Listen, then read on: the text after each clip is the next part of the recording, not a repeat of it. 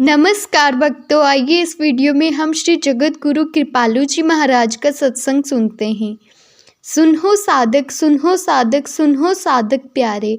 इसकी व्याख्या में पिछले प्रवचन में मैंने आप लोगों को बताया था कि ऐ साधक, तू आनंद चाहता है और आनंद भी कैसा, जो सदा रहे और दिव्य चिन्ह में हो। और आनंद एवं भगवान दो पार्यायवाची शब्द हैं और तू भगवान का अंश है, इसीलिए आनंद का अंश है। इसीलिए अपनी अंशी आनंद को चाहता है। संसार में भी प्रत्येक अंश अपनी अंशी का सेवक होता है। अतएव तू आनंद का दास है, अर्थात श्री कृष्ण का दास है, अर्थात संपूर्ण चराचर जगत श्री कृष्ण का दास है।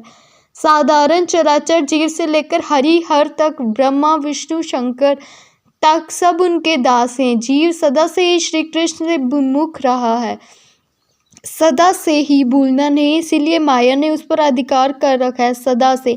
माया भगवान की शक्ति है, देवी शक्ति है, वो बड़ी बलवती है, क्योंकि भगवान की शक्ति पाकर वो शक्तिमती बनी है। जो जितनी शक्ति भगवान में है उतनी ही शक्ति माया में है। इसीलिए भगवान के अतिरिक्त कोई भी योगिंदर मुनिंदर कोई भी माया को पार नहीं कर सकता। जब भगवान की कृपा होगी तभी माया जाएगी। तो जब माया ने अधिकार कर लिया जीव पर, तो जीव अपना स्वरूप भूल गया। माने श्री कृष्ण का दास हूँ, आत्मा हूँ, ये भूल गया। अपने को देव मानने लगा और फिर देव मानने के कारण देह नातेदार ते किए प्यार निश्चिन प्यारे। जब अपने को देव मान लिया तो फिर देह के जो संबंधी हैं उनको अपना संबंधी मान लिया। ये देह माँ बाप से उत्पन्न हुआ, उनको अपना मान लिया। फिर भाई बहन और तमाम रिलेटिव जो हम नकली बनाते हैं बाद में ब्याह करके, ये सब शरीर के जितने भी रिश्तेदार हैं इनको मैंने अपना रिश्तेदार मान लिया, अपना हितैषी मान लिया, अपना संबंधी मान लिया। भगवान से कोई मतलब नहीं, क्योंकि अगर अपने को आत्मा मानते तब तो भगवान को संबंधी मानते। भगवान हमारा संबंधी है या संसार संबंधी है? इन दो प्रश्न के उत्तर में हमको एक ही बात समझनी है कि हम देह नहीं हैं, हम आत्मा हैं और परमात्मा के अंश हैं। इसीलिए परमात्मा के श्री कृष्ण के दास हैं और श्री कृष्ण ही हमारे संबंधी हैं। अर्थात हमारे हृदय में दो पर्सनालिटी हैं, एक हम माने आत्मा और एक परमात्मा। तो इन दोनों का क्या संबंध है? तो वेद कह रहा है संयोजा, ये सदा एक साथ रहते हैं। हमारी माँ, हमारा बाप, हमारी बीवी, हमारा पति, हमारी बेटी बेटा, सब ये तो हमेशा साथ नहीं रहते। हम अनंत माँ, अनंत बाप, अनंत बीवी, अनंत पति, अनंत बेटा, अनंत बेटी बन चुके, क्योंकि हर जन्म में चेंज होगा। वह तो हमारा संबंध उनसे एक जन्म भी रहे ना रहे। हमारा बाप है, हमसे पहले मर गया, क्यों मर गए? हमारा तुम्हारा संबंध था जी, ये सब कुछ नहीं चलता। बेटा पहले मर गया, बाप बैठा है, ये सब संबंधी अपने अपने कर्म के अनुसार आते हैं और कर्म के अनुसार जाते हैं। जैसे आप लोग ट्रेन में सफ़र करते हैं तो आपकी सीट के सामने वाली सीट पर जो बैठा है उससे बात करेंगे, क्या करेंगे? फालतू बैठे बैठे आप कहाँ जाएंगे, आप क्या करते हो, और अनेक बातें आपस में। अब स्टेशन आ गया एक का, उन दोनों में कानपुर आ गया। अच्छा साहब श्रीवास्तव जी, अब हम चलते हैं। अरे साहब आप क्या कह रहे हैं, आप उतर जाएंगे तो हम अकेले रह जाएंगे। अरे साहब ये तो ऐसे ही है, हमको तो अपने घर जाना है, आप चलिए हमारे साथ। अजी साहब मैं आपके साथ कैसे चलूँ, मुझे तो इलाहाबाद जाना है। कोई किसी का साथी नहीं, अपना स्टेशन आया उतर गए, यानी हमारा टाइम आया मृत्यु का, बस हम जाएंगे। माँ बाप बेटा बेटी सब रो गाओ मरो, कोई असर नहीं, क्योंकि वह तो हमारे हाथ में है नहीं, मृत्यु तो भगवान के हाथ में है। तो ये नाता, ये रिश्ता, ये संबंध संसार का क्षणिक है। माँ ने बेटे को पैदा किया, मर गई, अरे बेटे ने समझा ही नहीं मेरी माँ कहाँ है, उससे पहले ही मर गई। ये सब क्षणिक है, देह के रिश्तेदार हैं। और भगवान जीव के साथ हर जन्म में जहाँ जहाँ जीव जाएगा, जिस जिस योनि में जाएगा, जो जो देह धारण करेगा, सब में उनके साथ रहेंगे। और सखा भी हैं, वह भी चिन्ह में, दिव्य और जीवात्मा भी चित, वो विभूचित और जीवात्मा अनुचित, लेकिन है चेतन, दोनों एक और एक जगह रहते। अंतकरण में दोनों रहते, सदा दोनों एक साथ एक स्थान पर रहते हैं। ये जीवात्मा परमात्मा में रहता है, पृथक होने का सवाल ही नहीं। एक सेकंड को पृथक नहीं हो सकता, इसीलिए भी नहीं हो सकता कि भगवान का कानून है। ये जीव अगर तो अबाउट टर्न होकर मेरे शरणागत आ जाए, तो सरेंडर कर दे, तो मैं कितने काम करूँगा।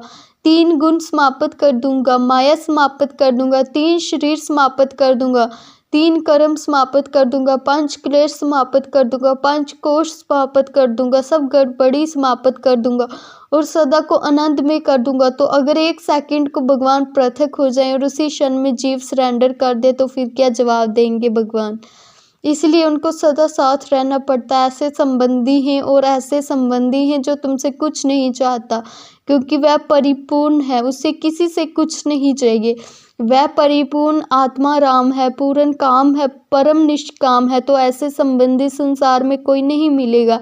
संसार के संबंधी तो आपसे स्वार्थ चाहते हैं। सब माँ के पेट में बच्चा आया, मालूम हो गया बच्चा आ गया, फिर स्वार्थ आया, अब मेरा बच्चा होगा, फिर वो बुढ़ापे में हमारी सेवा करेगा और क्या क्या प्लानिंग हो गई, जबकि वह अभी पेट में ही है बेचारा। स्वार्थ है और भगवान को कोई स्वार्थ नहीं, क्योंकि जीव के पास क्या है जो देगा।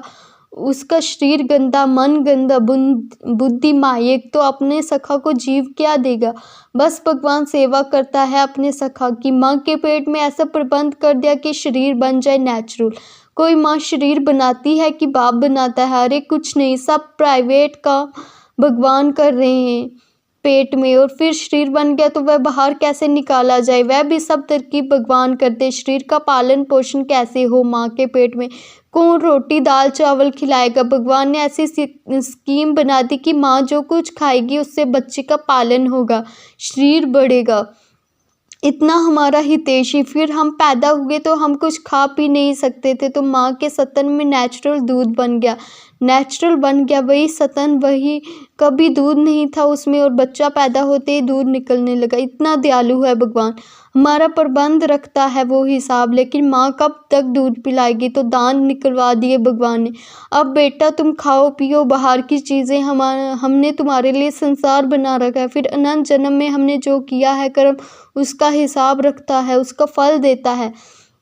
जैसे आप लोगों ने कानपुर में हाई स्कूल पास किया, अब आप देहरादून गए तो देहरादून में आपके हाई स्कूल के सर्टिफिकेट को देकर इंटर में दाखिला मिल जाएगा। उसी प्रकार हमने पूर्व जन्म में अगर 10% शरणागति की है तो इस जन्म में 10% शरणागति अपने आप हो जाएगी, वह फल मिल जाएगा। उसके आगे बढ़ो, 20% करो, ये बेगारी करता है भगवान। हमने कुछ उसको मेहनताना दिया है क्या? अरे कहाँ भी कहा नहीं कि भगवान मेरे कर्मों का हिसाब दे देना, अपने आप देता है वो। और अगर हम पाप किए हैं, गलत काम किए हैं तो दंड देता है। संसार में हमारी माँ होती है, तो अगर बच्चा गलत आदत सीखता है कोई, तो माँ उंगली दिखाती है, ये गंदी बात, फिर भी नहीं मानता तो कान पकड़ती है, फिर भी नहीं मानता तो हाथ पैर बांध देती है, झापड़ भी लगा देती है अपने बेटे को। हाँ क्यों? इसलिए कि वह चाहती है कि मेरा बेटा योग्य बने। एक पेंसिल चुराया बच्चे ने, छोटे बच्चे ने, प्राइमरी के स्टूडेंट ने, और माँ बाप ने कहा ये कहाँ से लाया? हमने चुरा लिया, शाबाश। अब वो एक दिन डकैत बनकर रहेगा, कोई नहीं रोक सकता उसे। और अगर उसी समय उसका हाथ पैर बांध कर खाना बंद कर देती माँ, झापड़ लगा देती, तो वह पेंसिल की चोरी ही उसके लिए अंतिम चोरी होती और वो योग्य बन जाता। हमको संसार में जो दुख मिल रहा है तो हम ना समझी से भगवान को कोसते, अरे ये क्या भगवान ने किया, मेरा बेटा मर गया, मेरी नौकरी भी छूट गई और मुझे कैंसर हो गया। अरे तुमने इतने पाप किए थे उसको भगवान भुगतवा कर समाप्त कर रहे हैं, वह ख़त्म हो जाएगा। जैसे किसी को जेल हो गया 1 साल का, तो वो जो पाप किया है, उसने अपराध किया है, वह 1 साल में ख़त्म हो गया। अब वह बाहर आया तो निरपराध है।